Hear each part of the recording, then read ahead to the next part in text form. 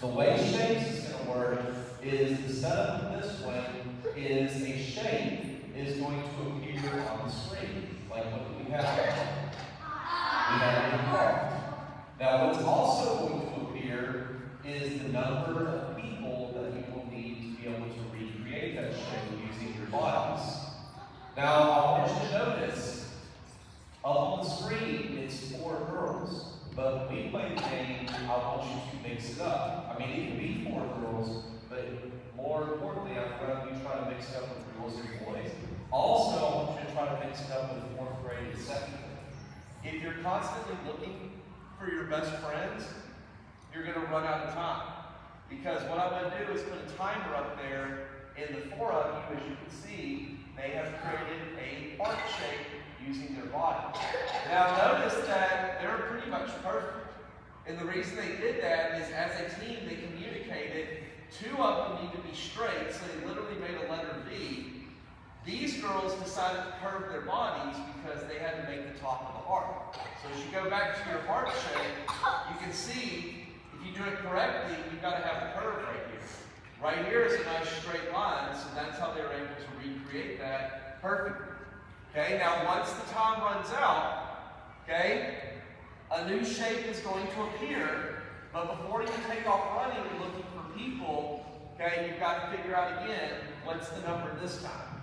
3. Now, what I don't want you to do is, if you have a group of 4, because you did your part, try not to use any of those people when you do the new shape.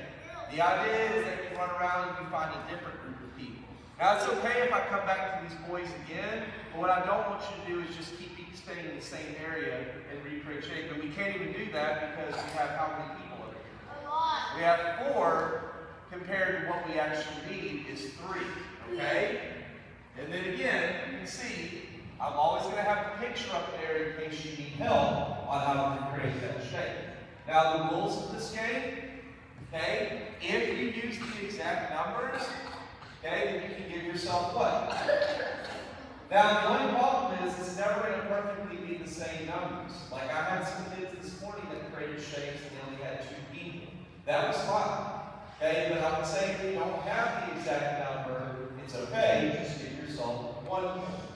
And again, don't be so alarmed about that you don't have the exact number. I would rather you just find whoever you can find and try to create that shape. In fact, you have to be even more creative to create it with 2 people than it would be 3 or 4. Okay? Now again, to be successful in this game, okay, it takes what? More importantly, it takes you talking to each other. So you've got to be able to communicate to be able to play this game. Okay? To make that shape right there, that takes communication for y'all to talk to each other and figure out, hey, you play this way? Okay, wait, no, you 2 need to be straighter. Somebody has to kind of take the lead. Okay, and everybody else has to be able to follow that lead because time is very precious. Okay, if you're running around looking for your best friends or you're not communicating, you're not going to be successful creating the shape. Okay, and the other thing is you need to what? Okay, so when you look at the star, look how each star is spread out across the gym. That gives you a lot more room to make your shape. If you're clumped together like that, and all the stars are in the middle of the gym, or they're right here in the front of the gym, you're going to be getting in the way of their star, and their star is going to be getting in the way of yours. So the more you spread out with your group, I mean, find your group, but then say, hey, look, nobody's over here. All 4 of us, let's head that way, so we have room to actually spread out and make it work. Okay? All right. Is everybody ready?